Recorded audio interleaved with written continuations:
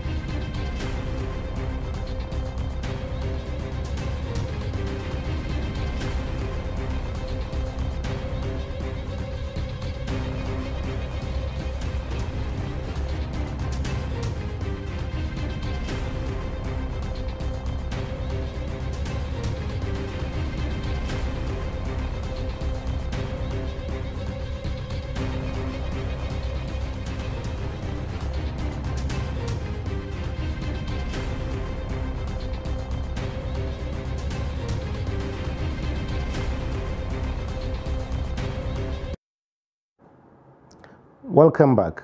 This is Nigeria Decides 2023 on Trust TV, and we're talking about all the issues concerning this election. As the president said, this election is for Nigerians, and this is one of the things he wants to leave as his most enduring legacy. And so far, so good. So, Malam, maybe we start about that so far, so good. Is this so far, so good, or so far not so good, or so far can be better? Well, given the vastness of Nigeria, we can hazard and say, yes, so far so good, because we have had reported cases of delay in arrival of materials. As we are speaking now, voting is still going on in some places, while in some areas the INEC had to postpone it to 11th March as to go the governorship and state assembly elections. In terms of security also, there has been, it was very commendable because we had pockets of thugs going around snatching boxes, but it has not been that wide and a serious situation. So on the scale of that, given our experience in Nigeria, I can say, yeah, I can hazard to say so far so good. Because as I said earlier, given the vastness of Nigeria, having this, we cannot rule out this, but it was not as serious as we're made to have a feeling about. But you have, unlike many Nigerians, you have monitored and observed many elections, you know, from this one way down back. How do you compare this election with the previous ones that you have monitored? Yeah, it is sometimes a bit difficult to, because each one has its own peculiarities. Yeah, I remember in 2015, then we had the PDP government and then the Rising Coalition, CPC, while we had the APC coming together, coming together of about 4 parties. Then there was so much concentration on defeating the incumbent, which they succeeded in doing. So it presented a peculiar case to this one, where you have the incumbent voluntarily or going by the constitution leaving. But in 2011, we had the incumbent fighting for the seat. And there was a high tension and serious tension, and there was so much horse trading. But in the end, what we thought it was going to be a bloody thing turned out to be very peaceful. In 2019, there wasn't much of a problem because the contest was just between APC and PDP. And the incumbent then, President Muhammad Buhari, was seeking for the second term. Yes, there was so much talk about it, but it also went through, and not much of a problem. So there isn't much difference to me between the three as such. More especially in Nigeria, you know, when the election comes, everybody would be just we're under siege. But thank God, at the end of it, we get away with it. Interesting. So earlier on, because some of the things you have said, including the issue of delay, which you talked about, which we'll be addressing shortly, because in many, there have been reports of that across various parts of the country. But the INEC chairman was speaking earlier, and he was saying that this is the first election that has not been postponed since 2011.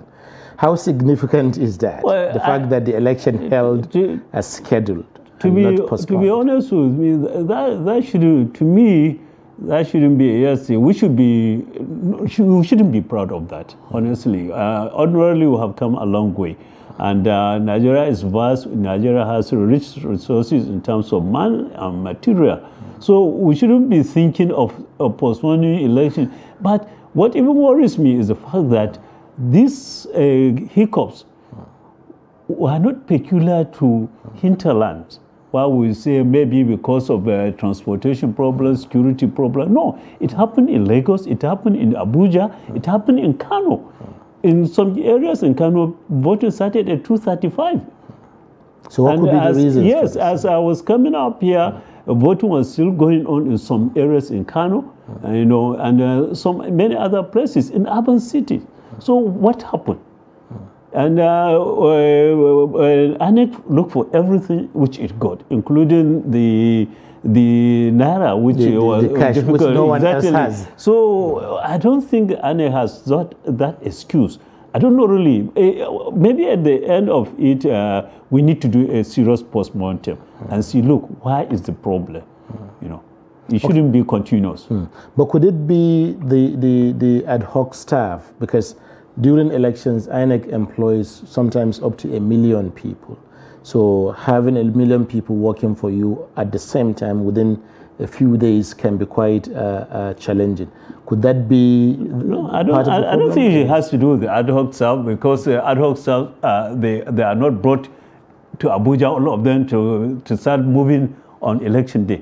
Each state has its own ad hoc staff. When you go to state, each local government has. And I think the training was for about, I was reading this, one radio electoral commissioner said they gave them training for 14 days.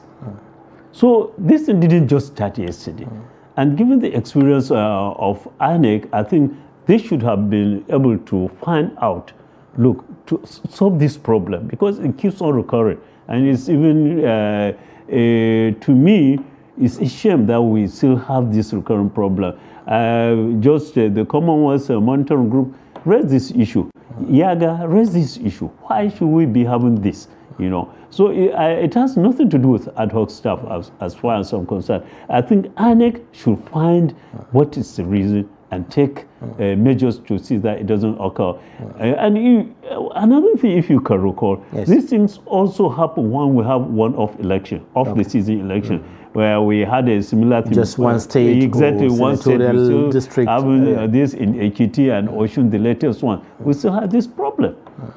Thank you. So, in this kind of scenario, to what impact does it have on the election overall? Maybe in terms of having, because of that, some people lose interest in voting, they go back home.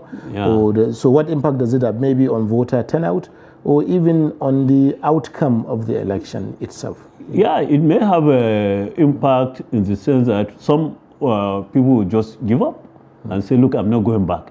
I saw a tweet today by the Director General of World Trade Organization. She was at a polling, Dr. Okonjo-Iweala. She was at a polling booth for 2 hours.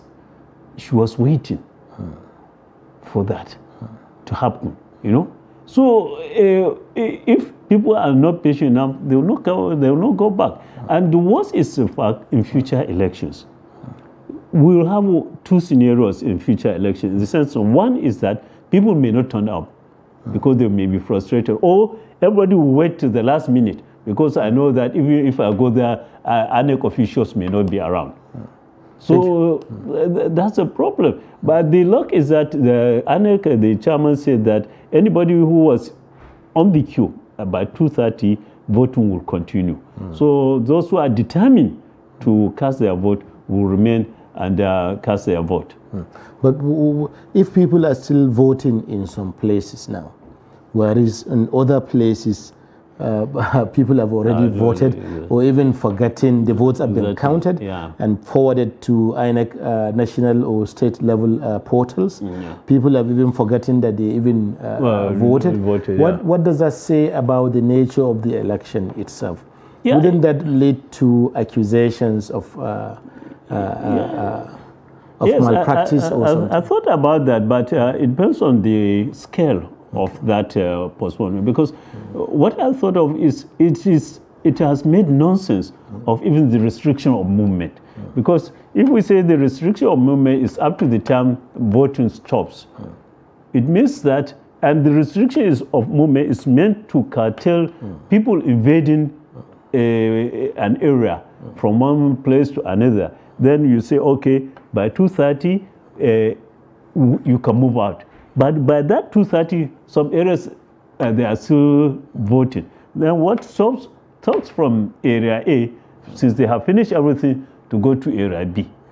So it may have a consequence. We are lucky that there has not been any report of that, but it may have a consequence if those who are determined to curtail elections get to know about that kind of thing. That look, we can go there and disrupt the election, and there's nothing, and it may affect the outcome of the election. Interesting. And we are getting into the late hours of the night, and given our infrastructure problems, there may not even be light in the polling booth, and it will create a problem, security problem. Thank you.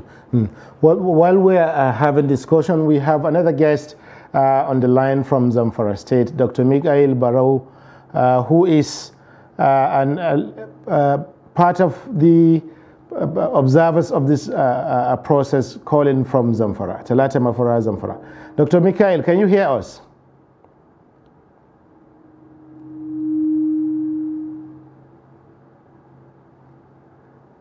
Can you hear us?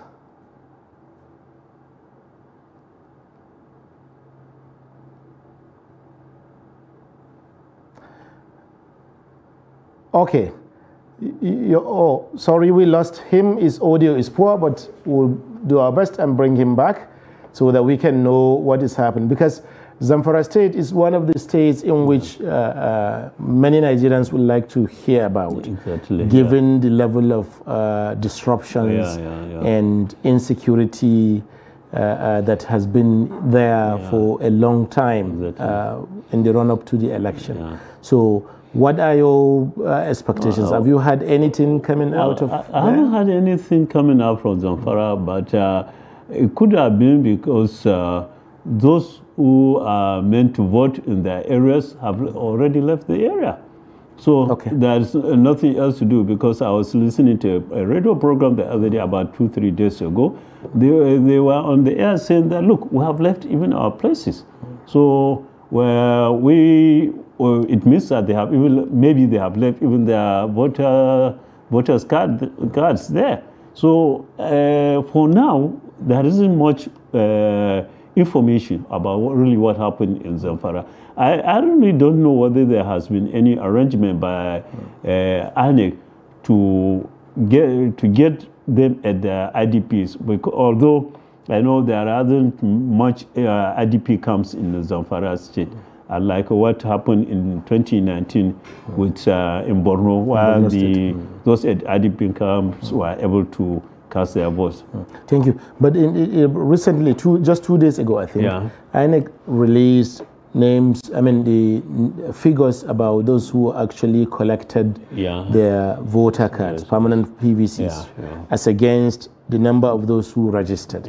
Totally in the country, 87 million people collected their VCs out of the 93 million that registered to vote. And in most states, particularly in the northwest states, you have 95, 96%, 97% of people who collected their IDPs. So how does that work out in a state like Zamfara and even Katsina, where there have been these disruptions and people have left their homes for a long time? Yeah, well, we need to do an analysis to see those who have been having their voters card since, and those who have just collected. Okay. So you need to differentiate those. If maybe we say 10 million just collected, it means that those who have just collected must be having their cards now with them.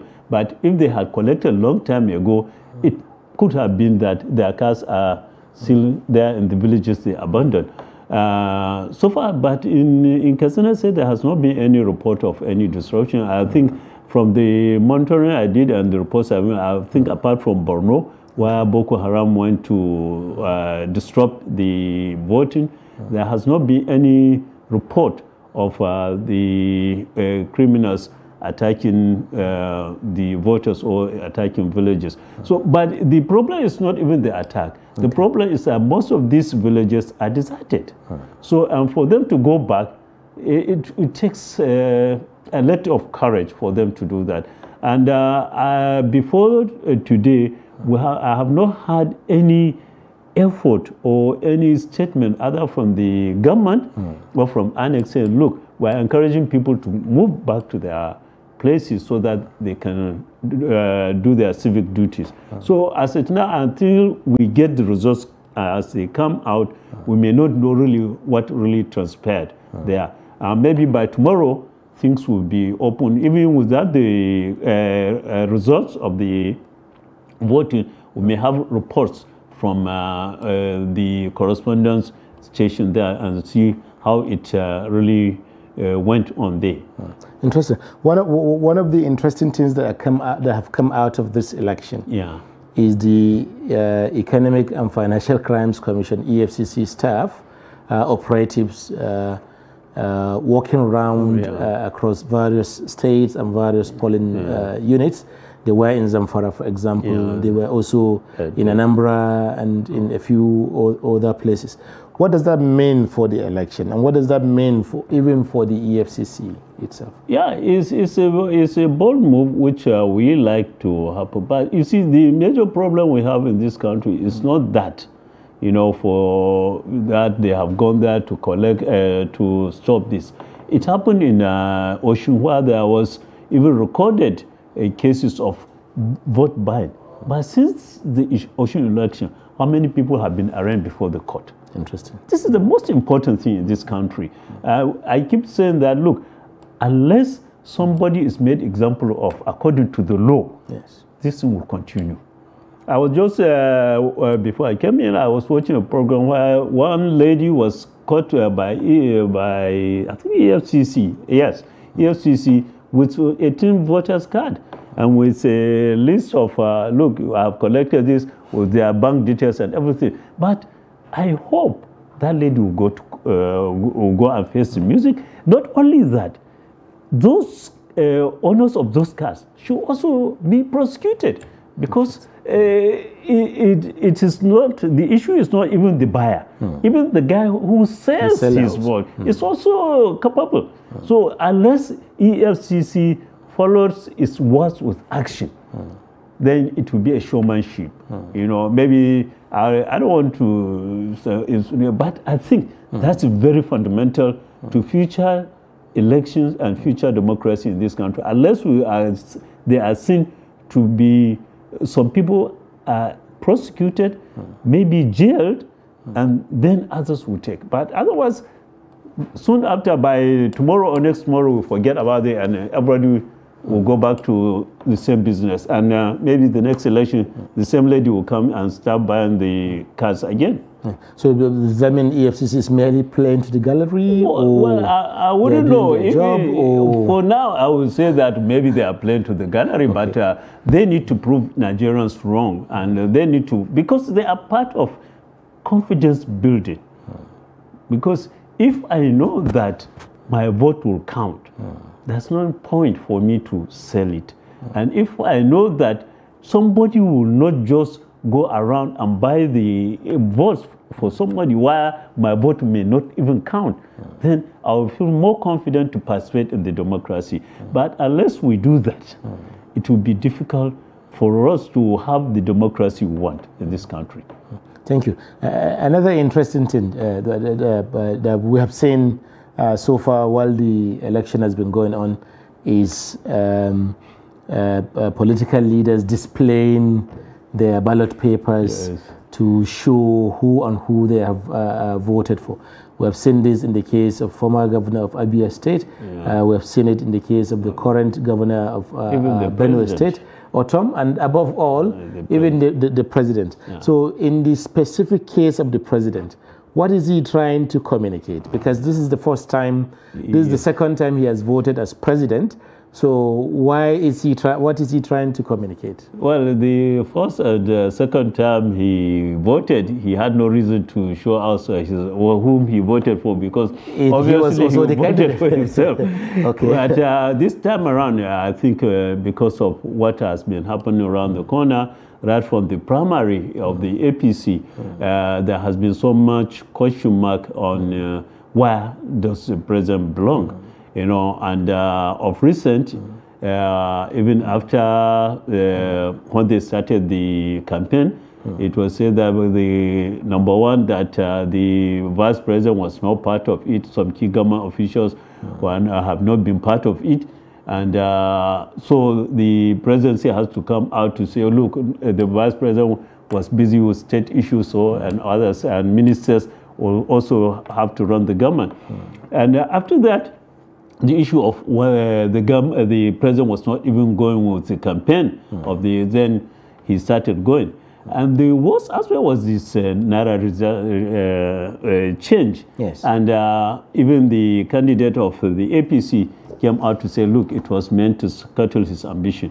So the president has every reason, if it is wrong, for him to come out and say, look, I'm in support of my candidate. So most probably that the emotion, his emotion ran over him, and so he said, look, let me show Nigerians. And true, maybe he was lucky, because there was a fake post on the social media that he voted for LP. So you could just imagine if he had not shown that to Nigerians. So I think the president was trying to prove to everybody, including those who doubted his sincerity, with his support to Tinubu, that really is. Thank you very much. That's quite interesting, because the action, regardless of the justification that it's against the law. It's against the law. It's not just wrong, but against the law. But before we discuss, we continue with that. We have a reporter from our reporter from Makurdi, Hope Abba. She's online. Hope, what do you have for us from Makurdi?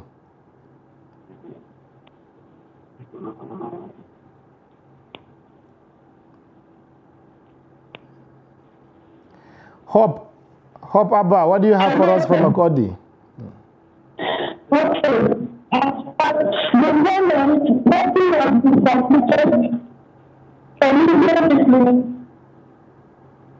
Okay, go ahead.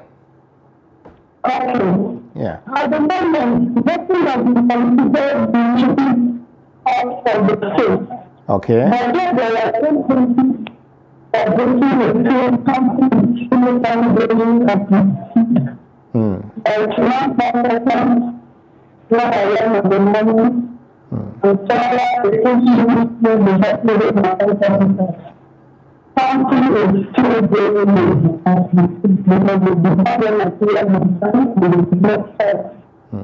emphasizing that waiting for the time. Okay, I hope maybe can you try. Many places across the state, putting attendance and the information center at the local government level for the Indian. Okay, while Hope is trying to get a better connection, we'll be taking a short break. When we return, we'll go back to Zamfara and then back to Hope in Makurdi, and then of course back to the studio here with Marlon Zango and some of our other guests. Stay with us.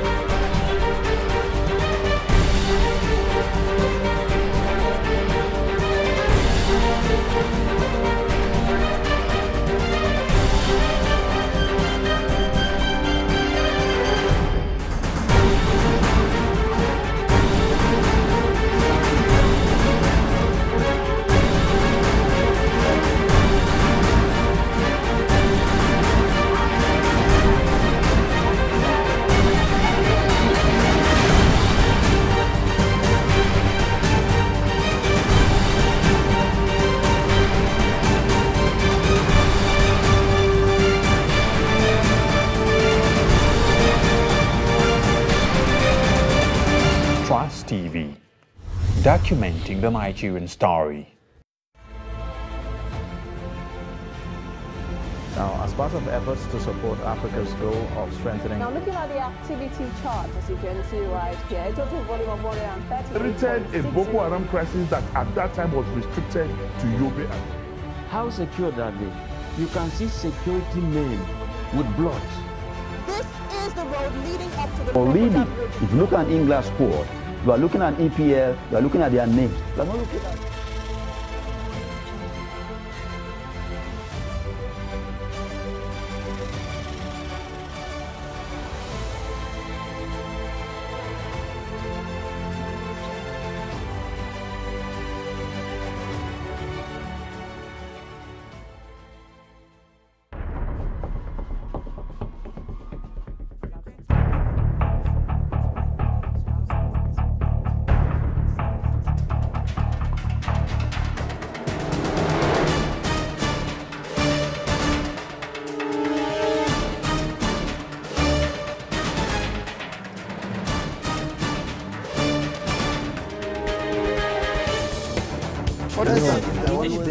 That's great. You could see it.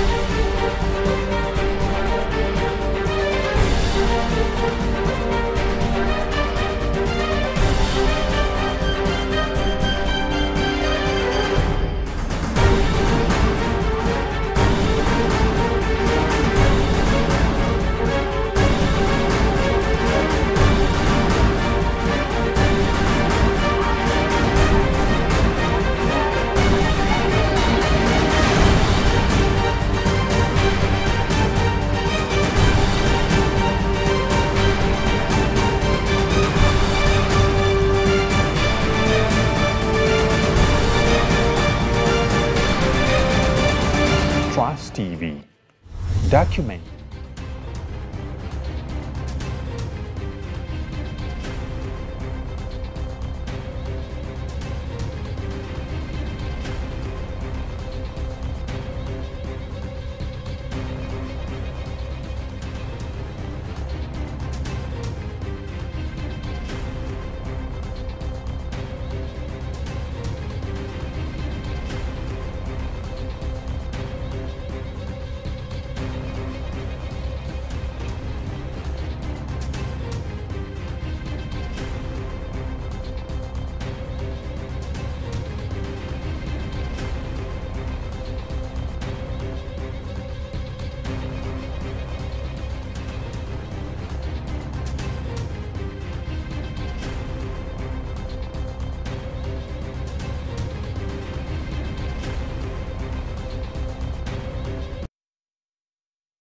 Welcome back. This is Nigeria Decides 2023 on Trust TV. And we're talking about all issues around the election which you have just held and which in some places is still ongoing. I have with me here our second guest, Mr. Salahuddin Hashim, who is the Director of Programs at CLEAN Foundation. So, sir, maybe I use the name of your organization to start my questioning. CLEAN Foundation, clean elections? Oh, yes, clean elections. Okay. How so? Yeah, the election has been, at least largely, very peaceful in and around the country. Some of the traditional glitches that would experience in an election hasn't played out. Suggests that INEC will get a very good mark, except for some areas where ballot papers and of course sensitive materials came in very late. We also got reports of incidences of glitches of viewers, and of course we also got incidences where for one in Gombe there was an attempt of a thug who wanted to attempt to snatch the ballot box, who was also taken out. But generally, I think there has been some good conduct from security agencies generally. They have been very approachable. They have actually been very present. We have a report from all our observers across the country suggesting that security agencies have done very well, and I think that is a pass mark for them. We also have incidences that borders around INEC and their staff, and how they have also not been very, they have been overwhelmed in some areas. You know, this is the biggest voters register we are having, over 93 million. And of course, some parts of the country that have been high turnout. So in those places where you have high turnout, there has been quite an overwhelming situation because processes have been very slow. Sorting and of course all of those situations also created those little bit of apprehension. However, in some other locations, we have had cases where citizens were providing support system to facilitate the process, which I think also supports the issue of ownership. And I think most importantly also is the fact that there is an increased confidence from the people that their vote will count this time.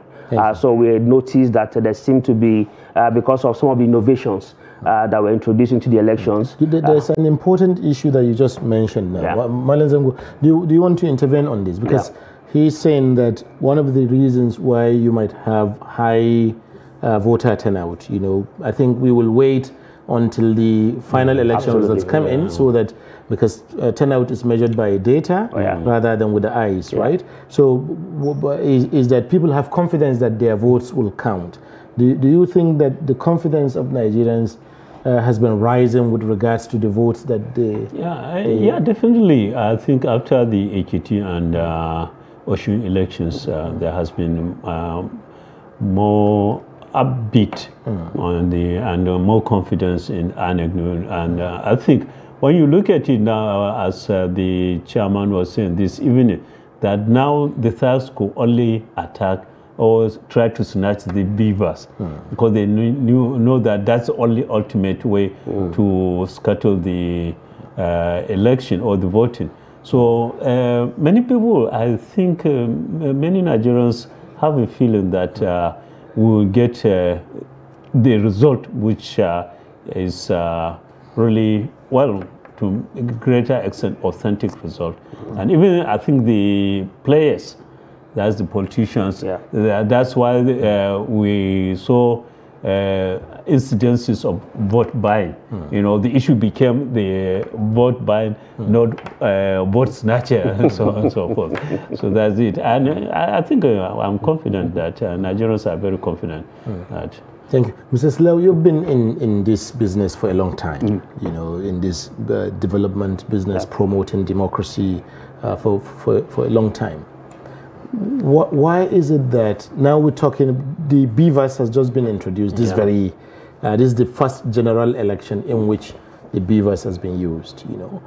And already we're talking about BVAS snatching as opposed to ballot snatching, you know, and then also vote buying and so on.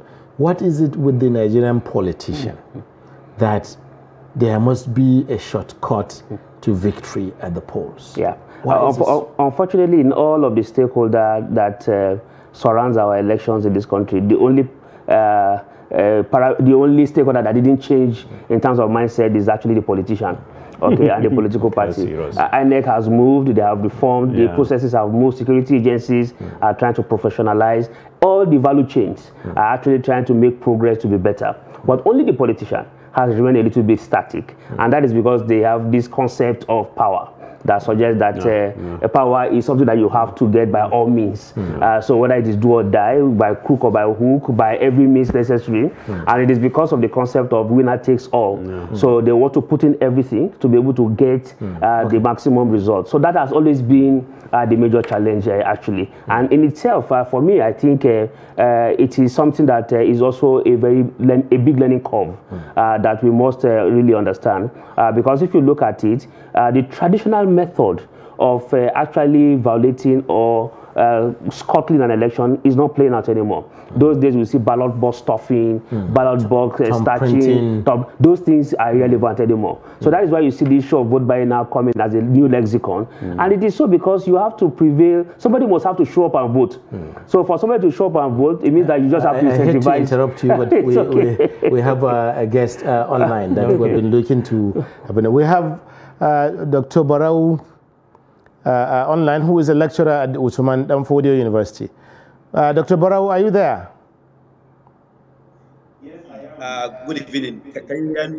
Good evening. It's nice to have you back at last. Oh, great. Thank you very much for your patience. I overrated the connection out here. Yeah, and thank you for your patience as well. So how is the election in Zamfara?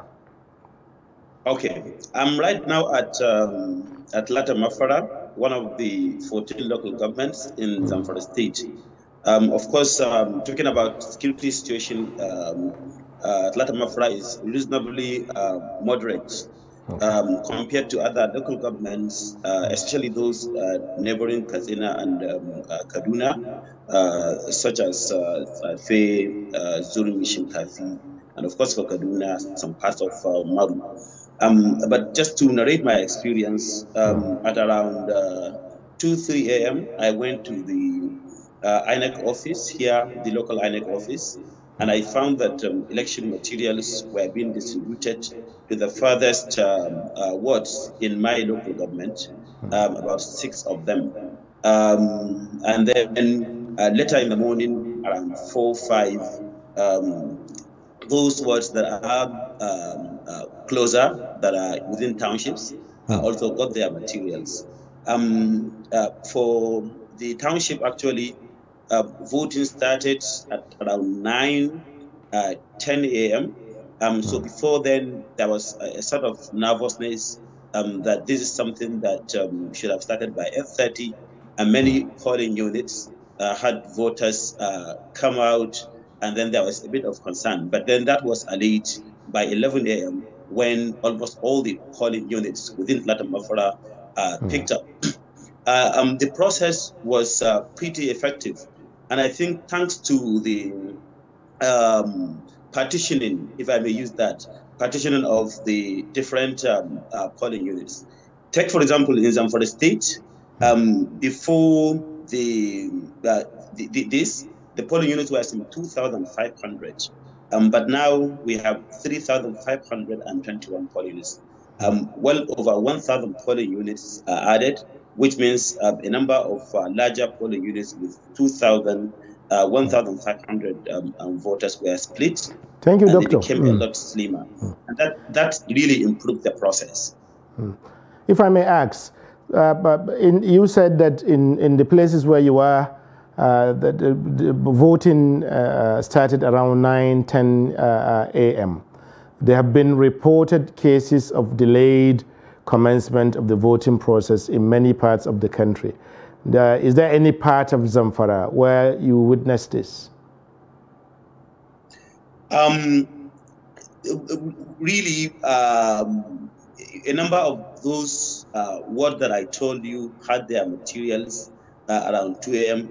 These are really distant communities, and that when people get there, even network for calling is difficult. In terms of reports, following the social media updates, pocket of them really, but not really that much to worry about. So as far as the reports within my reach, beyond that delay, 9-10 a.m., almost all the polling units that we know had really started voting, and delay has not been one of the major issues here. I'm in touch with some members of political situation rooms, and that has actually not been the concern. If any concern is about security in some places, because right while I'm here in Lata Mafara, some of the collation officers came back so scared that the driver that they engaged to take them to certain wards could not take them there because of security concerns. And we had to support in some ways to ensure that they get some support to get to those locations. Good. So, but you know, that's very good. If you look at it, there were quite a lot of concerns about the situation in Zamfara State, you know, particularly as it regards to maybe people who have been displaced as a result of security issues. There were news reports of people even saying that people in states like Zamfara, Sokoto, and other parts of the country where you have this challenge of banditry would all be disenfranchised from this voting process. What would you say has been the outcome, you know, rather than the projections and the theories that people were saying that there will be no election in Zamfara or that people will be defranchised? What has been the outcome in, across the state as a whole? Yeah, that is a real challenge. People were really displaced and they have left their communities. And until 1 week to the election, there was no clear position as to how those people would vote. We don't have the tradition of having that. There is no single camp, for example, in Zamfara. In spite of the number of people who are internally displaced, the situation has been people settling with their other family members that are in safe communities. And there is no way those people Okay. Unfortunately, he's having technical challenges at the very time that he is telling us what is peculiar in Zamfara State. But when we have him back, we'll bring him to continue speaking. Do we have him on the line again? Okay. So, Mr. Hashim, Zamfara State, you know, people like you who study these situations long before elections happen have projected that you're likely to have security challenges that in ways that will prevent certain people from voting, particularly those who have been displaced by the violence that has been going on in that state. But it appears that that has not been the outcome based on what he is saying. What's your response? Yeah, you know that usually in some locations, even though we do not really envisage that there will be any major situation playing out, but you know that it is only at the point of collation and when results start trickling in that you begin to have some sort of resentment from the people playing out. So that for us it would be very interesting and a good way to really document that some of the projections in some areas. Incidentally, Zamfara didn't come out red. I think it came out in the amber. And the amber. Yes, we suggest that if some mitigation strategies were done, that you are likely going to change the situation for the better. States that came out green were just 3, which is FCT, Kano, and Jigawa. Those were the only 3 that came out green. And then about 12 came out in the amber, which Zamfara is one of them. Then, of course, 21 came in red, okay, which had incidences that situations might play out. And, of course, as at this evening, we are already seeing some of those things playing out in Edo. We have seen playing out in Lagos. We have seen some places in Enugu, and of course, so those sparse kind of situation. But one of the things that really bothers me very well, and that is of serious worry, is the identity polarization of the electionary process. In some states, for instance, if you are going to vote for a particular political party, they chase you away. So they don't even allow you vote, and that for me is actually very worrisome when you don't allow people to be very free in terms of the kind of choices. I think that's an important issue that we have to dig into more in depth. You know, I just understand that Dr. Mikael Barrow is back online. So, are you there with us, Doctor? Yes, I am. Sorry, it was nice having you earlier, and then our technology does its own. So you were telling us about the situation regarding displaced persons in Zamfara State and how this election has turned out for them. Yeah. So one thing that also I knew happened a day to election, that was yesterday, was that INEC informed some communities to really move to neighboring communities that were safer. And that were a good number of polling units. And one a bit of drama that happened was that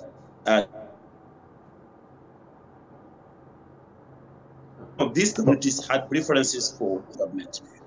You know, in intercommunal pride, for example, one community feeling that they were asked to locate and vote in another, they rather come to the main local government to do it. But just to make this point that there was this mitigation measure of ensuring that some polling units that were in places that were considered completely unsafe were asked to move to safer locations for voting to happen.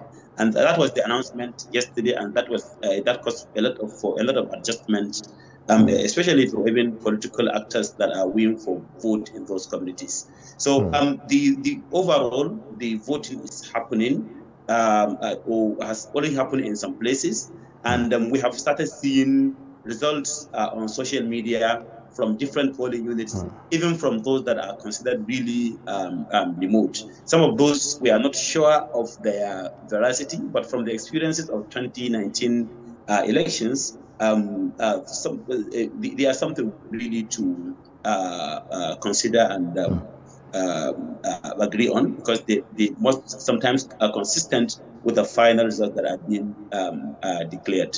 But this just goes to say that voting is happening significantly in most parts of Zamfara State, and I think the overall result will be such that will be representative enough. Thank you, Doctor. I still have one more question for you, but if you would just stay on the line, I still have one more question for you, if you would just stay on the line.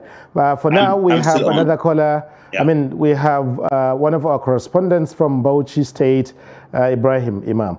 Imam, what's going on in Bauchi? Good evening.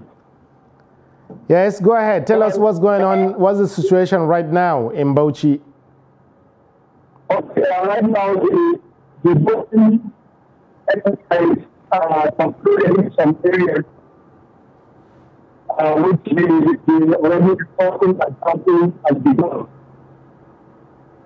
So, initially, the arrangement was the voting will start around. It's not coming out well. So, following the current schedule by the way of the state, the various communities. I wish that people are patient and that's the Okay, thank you, Imam. We will get back to you again once more. So, Malam, as Mr. Hashim was speaking earlier, he talked about a situation where you have 21 states in Nigeria. were categorized as red in terms of the degree or the extent to which there is suspicion that they can be flashpoints, if I'm correct, during this election. How can we have, because 21 is about 2/3, how can we have 21 of 36 states under red in an election year?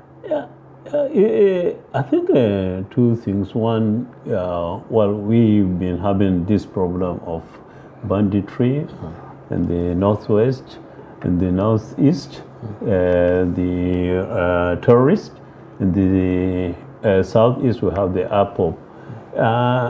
That's number one. Number two is we go back to what we said earlier. The politicians have no other means of rigging the election except through this. Through violence. Through violence. Interesting. Even what he said about now you have people being prevented from voting. These are all tactics by politicians so that they could get their way. Because unfortunately in this country you find that everybody wants to get to power because that's the only means of, for many of our elites, that's the only means of survival. It's a matter of life and death. Once they are out of it, then they are out of it. Unless we make a political office unattractive, and it's a way to have selfless service, we'll continue to have that. The other point I want to make is that, you see, to us as Nigerians, democracy it goes beyond going to cast your vote. Because whatever happens is even worse than what happens now. Because at the end of the day, you find that the politician will come and start distributing the state wealth to his family and friends. And he leaves us poor, or worse than what the way he met us. So unless we, and I think I will also challenge him there, that look, the focus should be, look, what is after the election? Should we, because there's a provision in the Constitution that we can recall, we can sack politicians. Do we use that? Do we attempt to do that? Interesting. Yeah. So unless we just go to that, and I think the CSOs have a big role to play, that look, try and monitor your politician and empower the ordinary Nigerian to see that the politician he puts there does what he's supposed to do. Interesting. Yes. Thank you. But I should get your response. But I want to go back to the our guest, Dr. Mikael Barrow in Zamfara State. Can you hear us, Dr. Mikael? Okay. So a few days ago, just before this election, the governor of Zamfara State, Motawale, he asked all the NGOs and all the civil society organizations in Zamfara State to vacate the state. How has that affected people like election observers, and others, and who are interested in how the election processes happen in Zamfara State? How has that affected them today? Okay. So when I heard about that announcement, actually, I contacted the press secretary for APC in Zamfara State. I wanted to know what actually the statement was. And he gave me the exact statement that was made by DIG Mamman Safi, who was the Commissioner on Internal Security in Zamfara State. The whole thing was about NGOs that didn't have registration and were operating in the state. That was the whole communication. And I think in a way, the first pick of that on the media was along the line that you have really just mentioned. But in the practical you're saying that it was not all the NGOs that were asked to leave, but only those that did not have registration in the state? Yes, yeah. So when I went round, actually, I saw election observers from different organizations, non-governmental organizations, from their tags, some of them really media-based, civil society in their generalities. So I think the effect of that did not translate as much in the reality of what we see on ground, because some election observers were really allowed unfettered access to polling units. That wasn't even really part of the concern. If I may, in a way, mention one thing that I think was very peculiar to this election was the concern around distributing money, because people will tell you that EFCC and DSS were around to arrest people who were distributing money and buying votes. I didn't see any of that, but there was strong perception of that. Thank you. So, but for the NGOs, if you allow me to cut you briefly, I will be. This is my experience. Okay, just give me a minute. I'll be back to you again. We have our correspondent from Imo State online. And Mr. Hashim, I will give you an opportunity to respond to that as somebody who is in the NGO world. Yes, Jude from Imo. Where are we in Imo with this election? Yes, there was a flag rainfall this evening that disrupted the polls. Yes. But because most of the voting materials arrived late, so voting was still going on when the rain started. The people still defied the rain and made sure that they cast their vote. As I'm talking to you now, sorting of ballot papers be done in most of the polling stations, and in 3 minutes, only they'll be transmitting the results. And I also want to tell you that people are very, very enthusiastic. What people feared, there was no violence anywhere. And people are happy that the influence of money was very minimal in this election. People just came out on their own to vote and make sure that they vote for the candidate of their choice. So what people expected almost to turn out, people were to turn that there will be bloodshed everywhere. They were disappointed because the people behaved themselves. That is the situation in Imo. Thank you very much, Jude. Yeah. So before, what about the turnout? You know, what did you witness in terms of your familiarity with elections in Imo over many years before now? Do you think people turned out in large numbers in relation to previous elections? In fact, I would say that there was a marked difference from previous elections because people turned out en masse. Earlier in the morning, there was some kind of apathy because of the parade of the security situation. But as morning wore on to mid-morning, people started coming out, having gained some confidence that there was no problem. So people started coming out to vote. And what happened was that because of the late arrival of voting materials, people now queued up. So people even brought out their names, so sort out their names. They wrote their names according to numbers so that they will vote when the electoral officers finally arrive. And that was what happened. So there was orderliness in most of the police stations. There was no problem at all. So, Jude, what about, it's interesting that you said there's any issues, particularly in relation to insecurity and all that. But what is the mood in the streets? How do people feel about the election? Do they have a sense that, wow, this is going to be good for us, or going to be different, or, what is the mood in the streets, after the votes have been cast? People are so happy. People are so happy. And especially when you don't heard of gunshots or people being killed anywhere. As I told you earlier, people were so apprehensive in the morning. But later in the mid-morning, they saw people coming out and there was no bloodshed, nothing. So they were very happy to come out and vote. And there was a large turnout, of voters compared to previous elections in the state. Thank you very much, Jude. Voted in his residence in Nauru. He was also very happy. The Divas was working perfectly. In fact, where I voted, it took 22 minutes because the people gave me privilege to vote because I told them I'm on election duty. It captured my face within seconds of presenting myself, and I was given the ballot paper and I voted. There was no problem.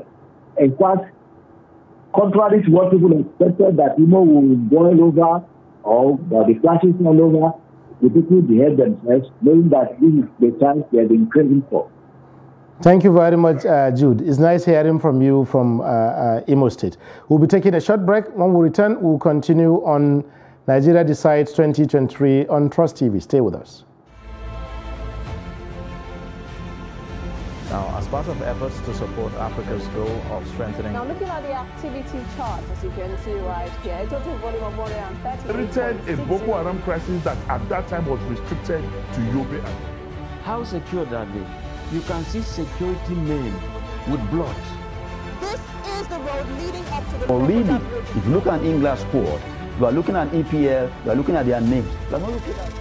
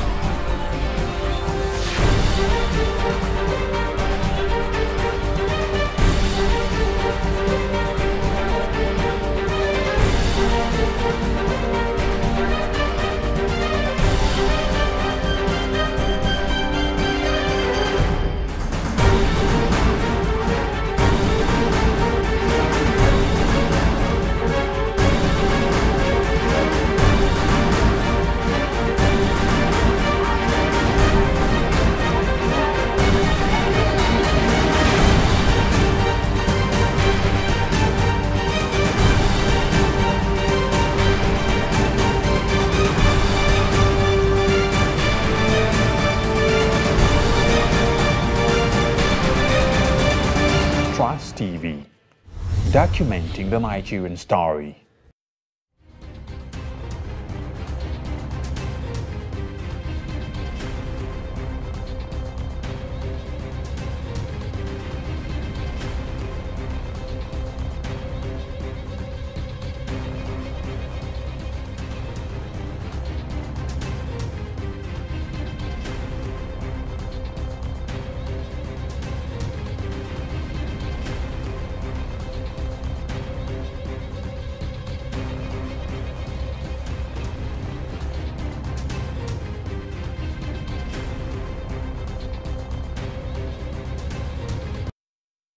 Welcome back. This is Nigeria Decides on Trust TV, and I have with me Mr. Hashim, Salahuddin Hashim of the Clean Foundation, and also Malam Yusuf Zango, a former editor-in-chief of the News Agency of Nigeria. So, Mr. Salahuddin, as you know, two issues came out, both from Zamfara as well as Imo State.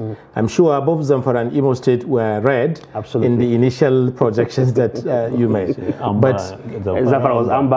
Zamfara was Amber, and then Imo certainly probably read, right? Yes. Oh, yes. You know, and maybe all the 5 states of the southeast were also read. Yes. You know, yes. But nothing so far has happened in these places. So does it mean maybe does that suggest that there has been some scaremongering prior to the election, or we were worried too much about issues that were not really of too much concern? Or is it that the government found ways, or even the community members themselves found ways of resolving these issues? Why are the projections so far from the reality now? Yeah, I think a lot of back-end conversation went into play. There were a lot of political machinery that were deployed in terms of engaging at various diplomatic channels, and I think that for us was something that we needed to commend the government over.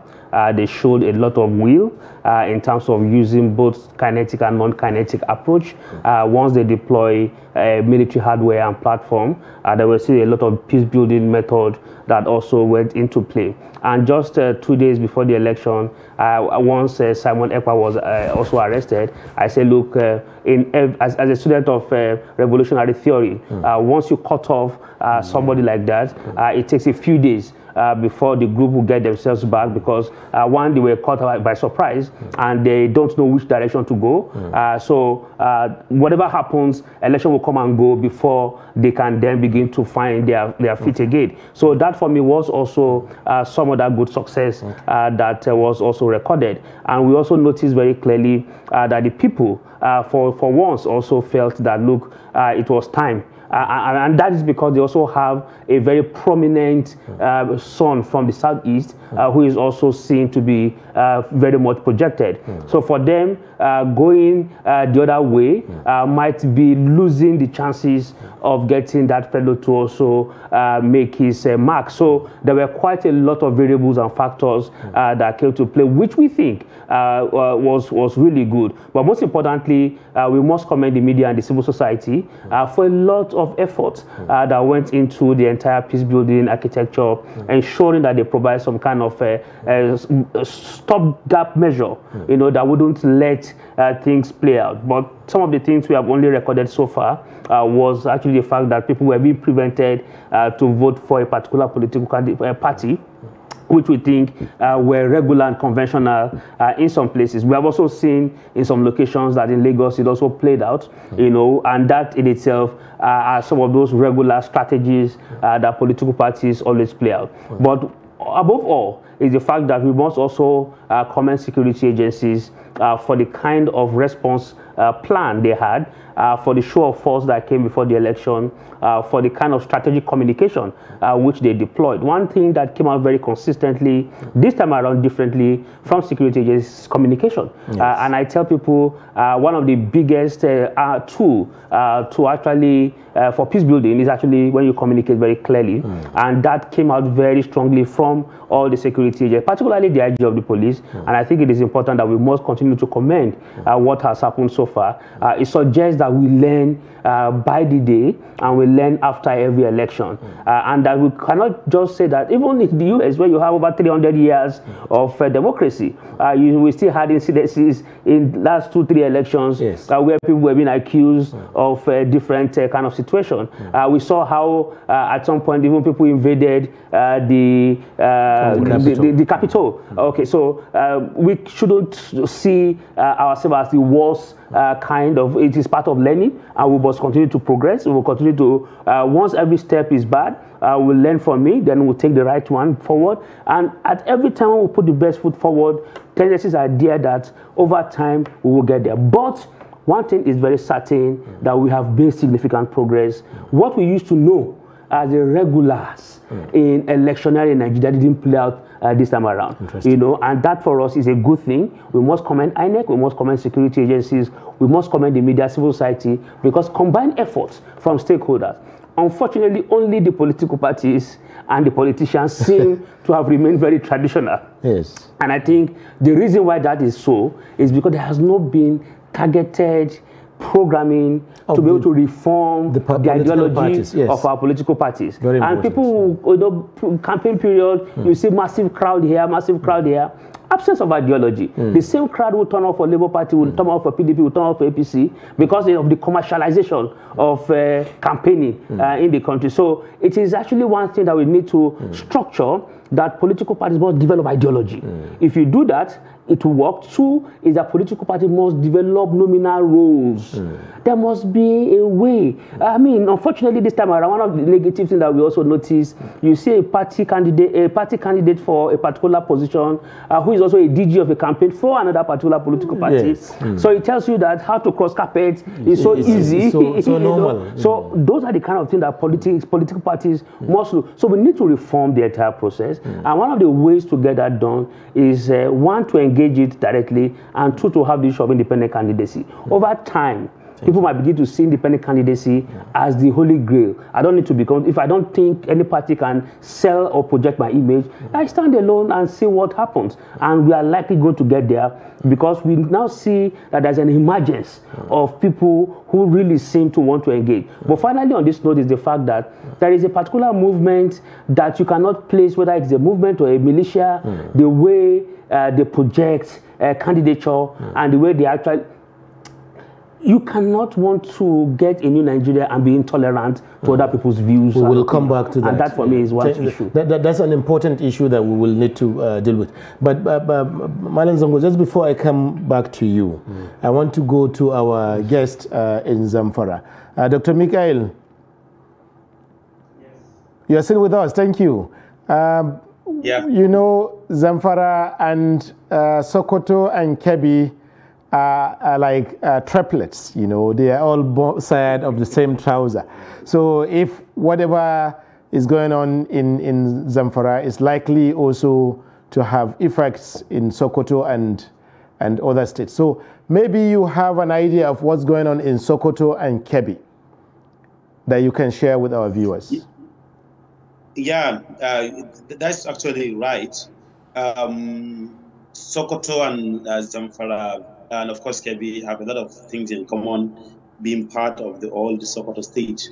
Although Kebbi has been reasonably lucky not to be affected by the security situation that we have in Zamfara and Sokoto. Yes, of course Sokoto is my base. My family is there, and I spoke with them in the morning. The spirit was high. That they were at the polling unit and ready to vote. And later in the day also I spoke with them and I realized that the voting had really happened. Yes, we are connected by the social media space with friends all over the place, and we are seeing updates that corroborates this particular instance in a way. Kebbi, yes, as you know, there were a lot of issues because the political atmosphere at higher level speaks a lot about what is going to happen during the election day. With Governor Adamu Aleru on one side, former Governor Adamu Aleru on one side, and Bagudu, the serving governor, on the other side, all contesting for the senatorial seat. We are expecting that it is going to be tough within that space, and with concerns around maybe the whole tension escalating to violence, whatever, though also Kebbi has not had history of that. We have not had anything around that. So I think it's actual politicking that will happen, and it's exciting to look forward to the outcome of that. So in summary, Sokoto, Kebbi, from the updates we are receiving around here, is that voting has happened as good as it is happening in Zamfara State, and votes will be collected and will have representative results that will add to the overall national election results. Thank you very much, Dr. Michael Barrow. It's nice having you on this show tonight, and we hope to have you again tomorrow or next. Thank you.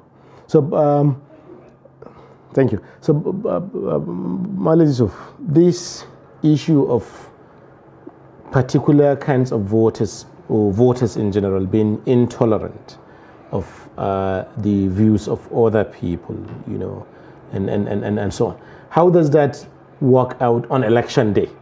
Since, you know, campaign period is nobody knows, no one has the ballot box yet, no one has the ballot paper yet, you know, so it's easy to say what you want for or against any side. But on the day of the election, how does that play out across the country? Well, that has become a culture of politics in this country, and unfortunately, I think it goes back to the, as you said, the only institution that has not been reformed is that of the politicians, because you find that these people work for a politician. So if the politician is reformed, he's likely to get thugs to go with him. Yeah. That's number one. Number two, it goes back to law and order. Okay. There are provisions in the law, that stops or forbids such kind of things. And if it's just like what we've been saying about EFCC. If at the end of the day, you find that somebody who has committed this kind of offenses at a polling booth, you are not supposed to be there. You're not supposed to threaten anybody. So if there is the law will work on this kind of people, in future we may not likely see such things happening again. But unless we do that, it will continue. Because as I said earlier, unfortunately in Nigeria, the political power is the ultimate. And our politicians can do anything to just get that. And unfortunately, again, there is so much poverty, whether it is physical or poverty of the mind, mental, that people go with their politicians. They are ready to do anything to go with their politician for the little they will get during this time. Because as soon as the election is over, as they say, they will push the sons of the poor to do this. But when it comes to the swearing in, it is their sons and daughters who will be at the swearing in ceremony. So unless we do that, there is a lot of enlightenment needed for our people. Then, as we said again, and we repeat again, the reform of the politician and the law taking its course. If we have the combination of this, I believe things may be better. Can improve. So, Mrs. Loudon, what about INEC officials themselves? You give an example of situations where, and we have seen this gone viral across many states, where people are saying you cannot vote unless you vote for party A or candidate B, right? There have been pockets of things like that. What about the security officials, police, and also the INEC officials in these polling units where these things have happened? What are they expected to do? Yeah, basically, I think the Electoral Act clearly provides roles and responsibilities. But like you already mentioned, and he had mentioned very clearly, we also noticed over the period of our observation of an INEC official, of course, a copper, who tweeted and said that, look, a particular candidate must win. And that, for me, doesn't show neutrality.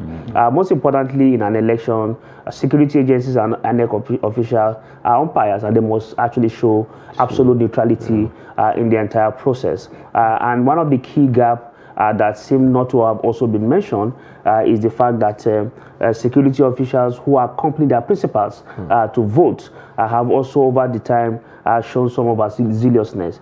Today, a particular candidate was accompanied by a contingent of military men to the polling unit, which I think wasn't necessary.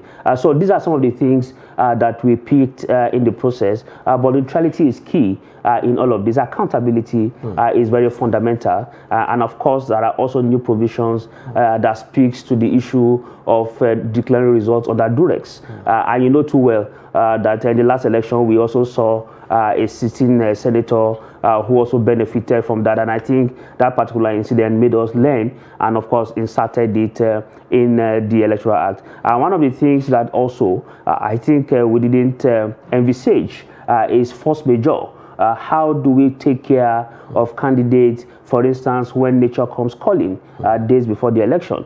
We saw incidences that occurred in some states where candidates were killed, and of course the elections in those localities had to be postponed. So these are some of the issues that we keep learning from, and those pitfalls helps us to be able to put some little bit of a learning into place. But one of the things I also need to mention is the ability to interface with civilians and citizens. from the side of security agencies. And I think this time around, they seem to have gotten it right in some bits. As a matter of fact, citizens were the ones who literally seem to be a little bit responsible in some locations where they held ballot INEC officials to ransom. I said, look, you cannot go forward. Why did you arrive late? So we saw that happening in about 2-3 states, where they barricaded and said, look, so protest. So on the other side, there seemed to be a movement, a shift, which was why I talked about the issue of a movement or a militia or becoming some sort. That for me is the biggest threat in this election, because as election begins to trickle in today and tomorrow, if we do not have some level of control, that particular movement might be threatening the entire value chain. Thank you very much. Just before we continue, we're opening our lines for our viewers to join this discussion. You can find our lines on our phone numbers on our screen. When you call, you tell us your name, where you're calling from, and then you ask a question or make a contribution. This program is for you, because you decide when Nigeria decides when you decide. Stay with us.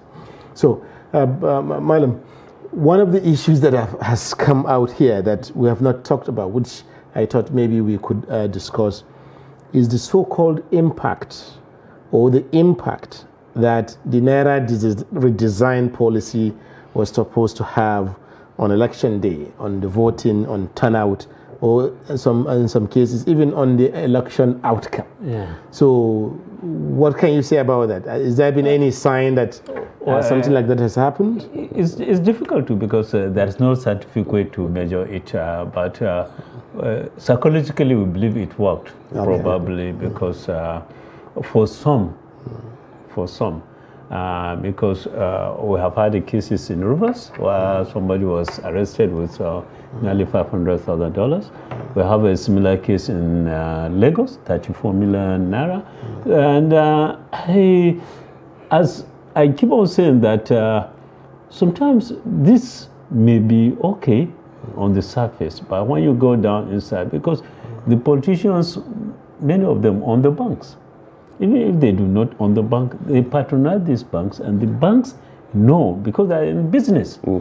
So there's no way they will offend such politicians, because they are coming back. So I envisage sometimes you find that a politician will call the bank manager and say, bring this, and he has no option than to do it. So it's very difficult to pin down whether the Naira designation has done something, but at least psychologically it has. Maybe those who will be open to receiving this, but will tarry a while and say, look, even if I go, maybe he may not have the Naira. So it's only, and it may not go all through, because maybe you can get the governor may have the money, the senator may have the money, but when it comes down to the guy contesting for House of Reps, House of Assembly, he may not have that chair because of that. So generally, unless maybe it's a subject to do a study on, maybe and see really whether it really works or not.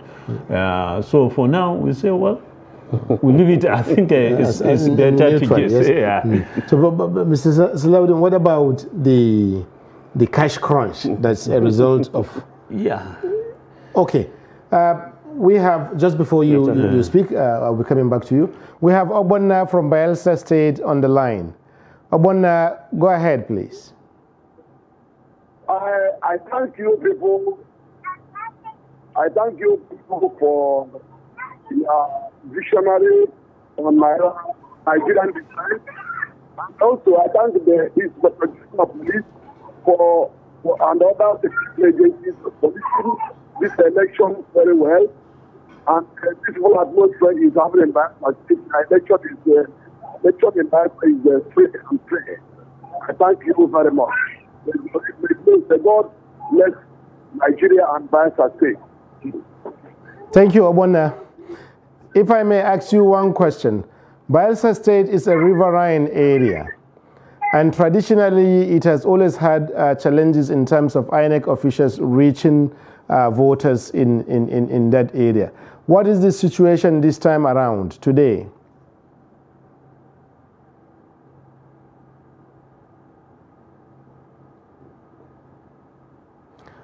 Ogbonna, I used to say, oh, we lost him. It would have been interesting to hear what's happening in Bayelsa State. But we have our guest here who can speak about that. So I was saying that what about the effects of the cash crunch itself?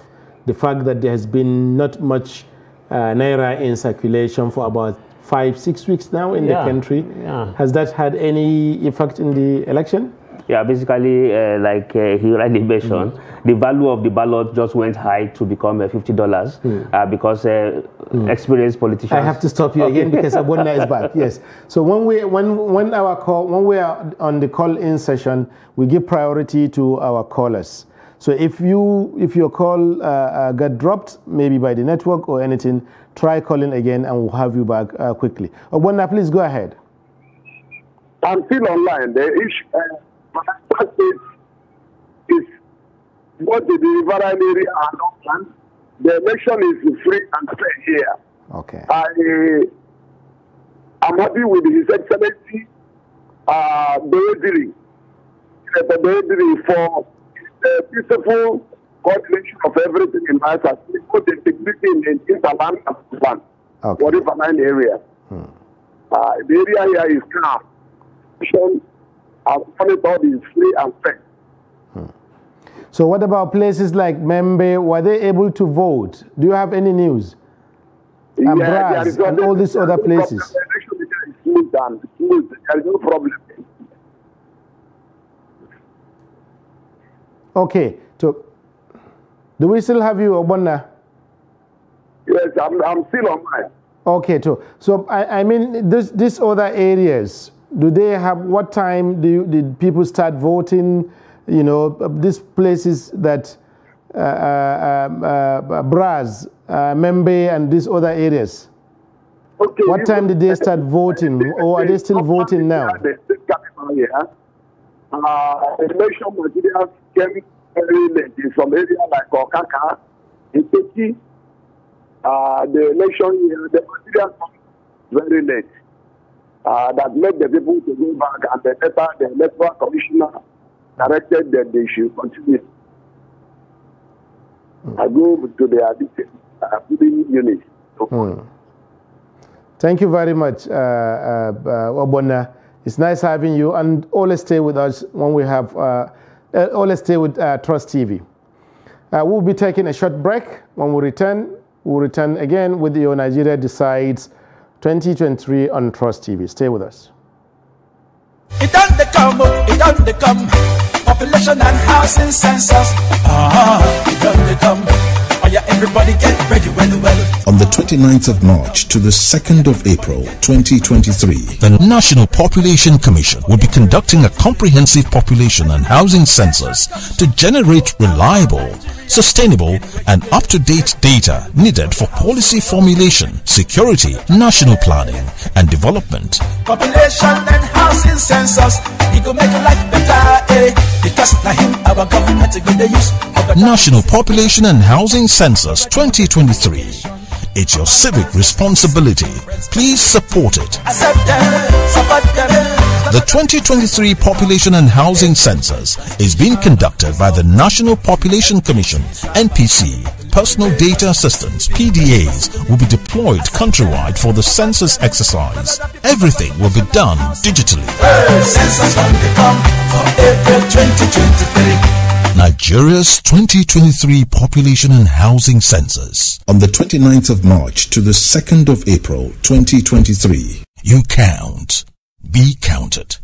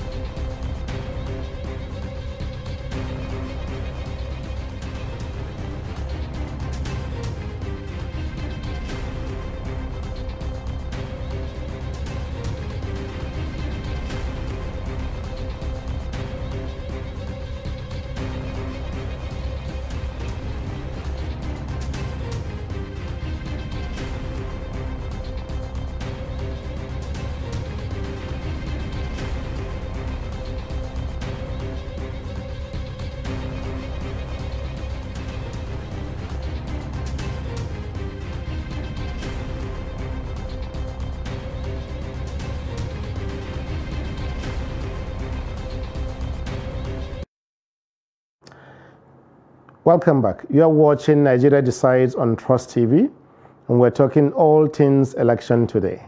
We hope that wherever you are, you've had your say in this election, and one way or another, the country will have its way, and democracy will have its way.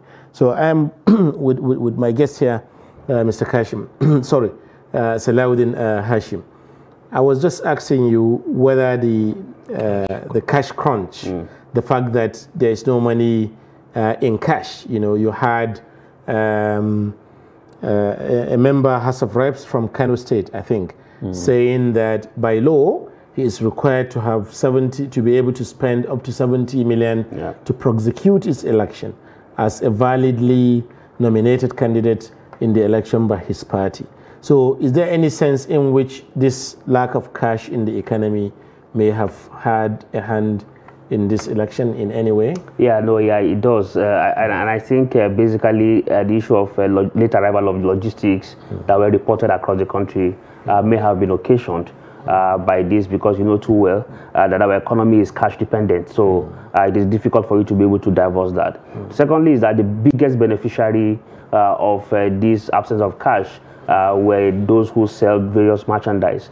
I saw a video of women who were massively getting a gas cylinder as a souvenir for. So that in itself is actually inducement indirectly. We saw people who were getting rice and wrappers. So even if you cannot give them direct cash, then you could actually transform it into some other useful item that you think they can get. And of course, again, is the fact that there was a particular polling unit that was also reported with people with POS. You know, okay, waiting there. So rather than giving you cash as usual, somebody has a POS waiting. All you need to do is come, and of course they just do the transfer instantly, and then it goes. And of course we saw how that some politicians also are moving money in US dollars. Okay, and I tell you that Nigerian politicians, most of them don't store money in naira. So this particular policy basically is very beautiful in terms of the idea. The policy direction is very novel and noble, but I think the timing was wrong. Secondly, I think there was no strategic planning behind it. And thirdly, the fact that it didn't have the buy-in of the citizens. There should have been adequate time to sensitize and get people to be ready. Unfortunately, one of the biggest effects that we had is the fact that it also gave the ruling party a very low rating going into this election. Just 1 minute. Yes, Godwin from Benue. Hello? Yes, welcome to Nigeria Decides on Trust TV. Yes, go ahead. So what's happening in Benue that you would like to share with us, Godwin?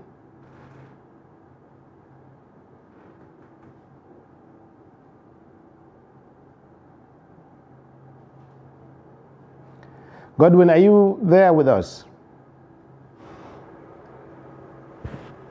Uh-oh. We've lost Godwin again.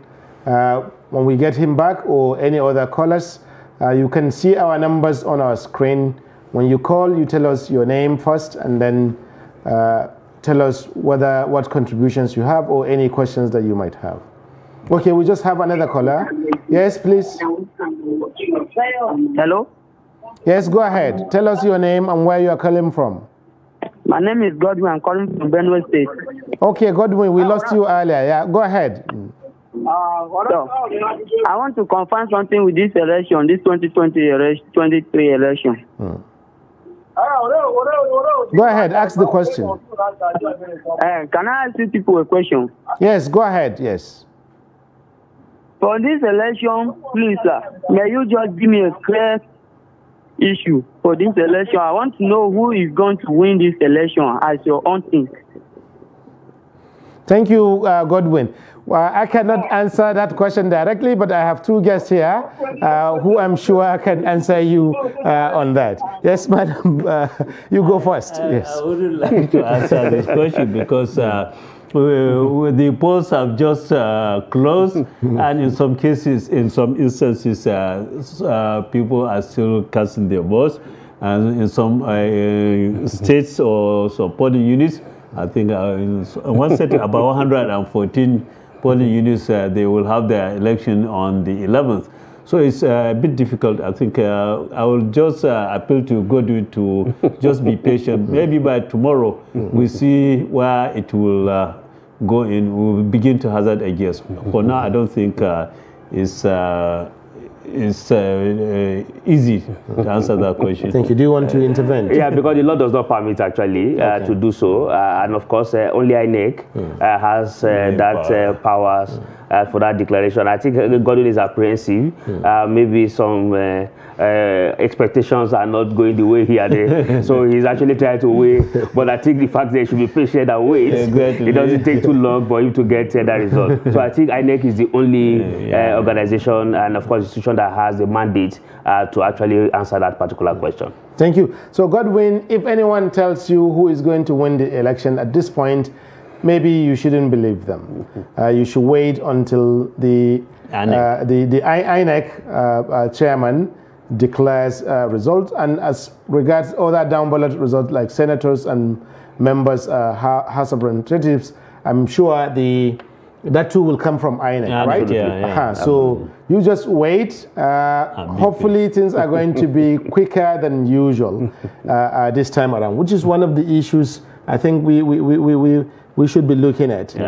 It is being said that there were delays everywhere across the country, but there were also early commencement of the elections in many parts of the country, probably even in more places than delays. So would that lead to, what does that mean, first of all? And does that mean that we can expect the results quicker than in previous elections? But before you answer, we just got another caller from Abia. Hello. Abia, I mean, my call. Hello. Hello, yes, we have taken your call. Tell us your name and where you are calling from. Okay. And then ask your question or make a contribution. Go ahead. Hello. Yes, we can hear you. Go ahead. Fine. My question is, now, if we are, according to what we are watching on our YouTube and this in Lagos State, Rivers, some other states, what is really happening? What is happening? Why will folks come to election again? Okay. Or will there be rerun after all these things? Because considering what is happening today, if there is no rerun, the truth of what you want might not still be there. Please, I want you to talk about it. We are listening. You want to know what?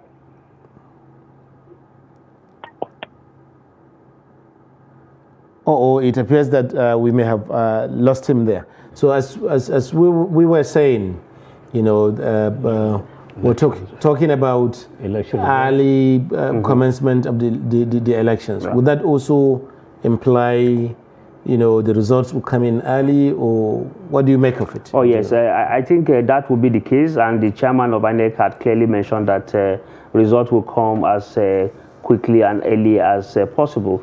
And of course, you know too well that even El-Rufai had mentioned that in locations where late results and late arrival of incidents happen, that they were inconsequential, and of course people had consistently amplified that since he mentioned that. But one thing that is very certain is the fact that between now and tomorrow, everybody would know the direction where the entire process will be heading. We know too well that we are going to have a process that would be very clear this time around, considering the fact that the Electoral Act is clear. You must have majority of votes and the highest. Those two active words, majority and highest. So if you have majority, that means spread. Highest, that means number. Those two are very important variables in declaring this. Thank you. We'll be giving you a few more minutes to expand on that, because the entire process ends with those two things. But before then, we have a caller from Bauchi. Abdullahi, I understand your name is. Please tell us your name and where you're calling from, and ask your question or make a contribution. You're much welcome to Nigeria Decides on Trust TV. Okay, I am Abdullahi Umar. Okay. From Bauchi. Go ahead, okay? Hello? Yes, we can hear you. Ask your question or make a contribution. We can hear you very well, Abdullahi. Question. When I went to my meeting, I realized that some with their vote PVC, but that thing is not recognized as PVC. I don't know whether that can temper your PVC in, but on up to recognized by the machine. Abdullah, you're talking about beavers, correct? Yeah, beavers, yeah. So what happened with the beavers at your polling unit in Bauchi? I realized that the beavers recognizing their PVC, even though it is PVC. It's not recognizing PVCs? PVC useless. Okay. Okay, so that's another issue we'll be discussing about, because that's one of the major innovations in this election, which has not been there in the previous elections. In some places, people are reporting things are well and good. In other places, reporting changes. And INEC chairman himself was reporting beavers snatching, so maybe we can spare some time. But before then, you were talking about election regulations, who will win and how the winner will be decided. Oh yes, those are the two very important variables that will be playing out in the next 2 days to check who has the highest number of votes and who has the numbers that borders around spread. So numbers which will mean the highest number, and of course the issue of spread.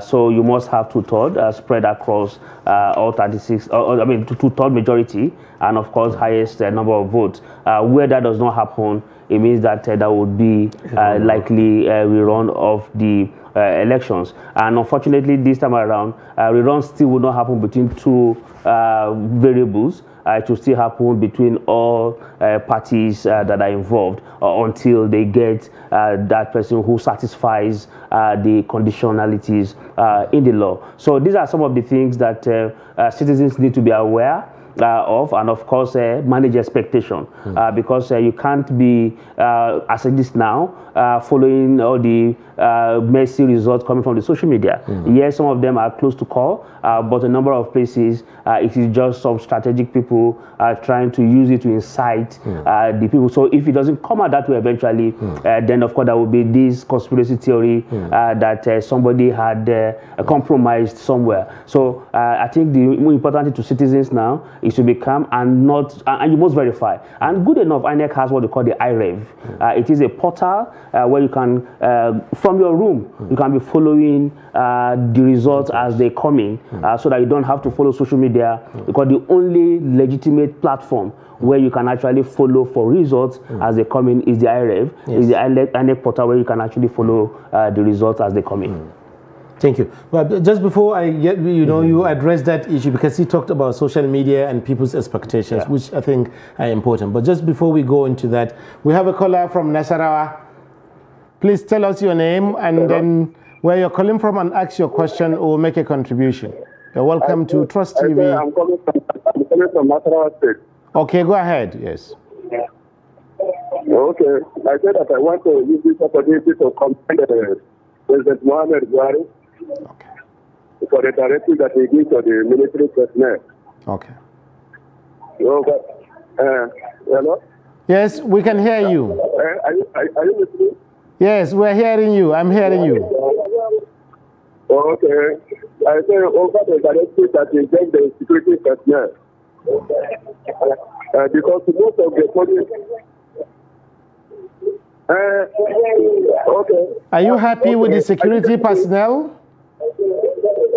Are you happy with their conduct in this election so far? Because, some part of the northwest and some part of the northeast, I saw we have some talks and for. Yes, there is a security personnel, but yes, I recommend your effort. because they have destroyed some newsstands and some political songs. So destroy the ballot paper and snatching the ballot box. But due to the direction that the president gives to the military, if any instant water they disrupt any polling unit, they should go ahead and burn down the person. And from the southwest to the southeast, where I think today we have recorded almost 10 people who was gunned down by the military of the. Thank you very much for calling. I think you'll be our last caller for today. Thank you for being part of the show. One of the elections that I see from 2015 to 2019, this is one of the. Go ahead. Okay, thank you very much, sir. Thank you very much, yes. So he introduced another issue which you have been talking about earlier, the conduct of the security agencies. So I think these are the two issues we'll just look at before we wrap up the program. So he was talking about results flying on the social media as against those ones coming from IRF. You know, people have this sense that where you vote, the rest of the country is like that. Yeah. You know, that if your polling win it, if your candidate wins at your polling win it, then you have this feeling that he wins the entire election. What do you have to say about how social media? I think from what we have witnessed during the campaign is now that we have to exercise more caution as far as the social media is concerned. Even you remember just on Thursday also there was a phone call purportedly between Atiku, Tambo, and these are things which keep on happening and happening. And I will, as you said, now is the time for Nigerians to be extra vigilant, cautious, and patient. Because to realize that the only way out is to go by the law. So the law says only INEC has the power to declare election result. So why can't we wait? It takes you 1, 2, 3 days. At the end of it, even if you have your own result, you tell me your result. I may not agree. I may have my own. So why are you wasting your time? Wait for the umpire to announce the result so that we will not cause problem for ourselves. It's good that we have had it so good so far, and all what we were thinking was going to happen, those seeds and mentality we had been in, you know, now we are through them, and we thank God for that. And as we said, that the security agencies did their job very well, and I think I hope they will improve on that, because Nigeria needs that, so that we become much more sophisticated in handling situations like this. Thank you very much. I think this is where we draw the curtain for today's Nigeria Decides show. Thank you for coming on the show, Mr. Salahuddin Hashim, the Director of Programs, Clean Foundation. Thank you also for coming on the show, Malam Yusuf Zango, former Editor-in-Chief, News Agency of Nigeria, and also consulting opinion editor for Daily Trust. Thank you also for staying with us, our viewers back at home, and also those watching on social media and on all your mobile devices. This is where we come to the end of today's Nigeria Decides show. We'll continue bringing you live updates and live news and coverage of the election until when we get to that point where everyone knows the outcome of the election. Stay with us. My name is Suleiman Suleiman.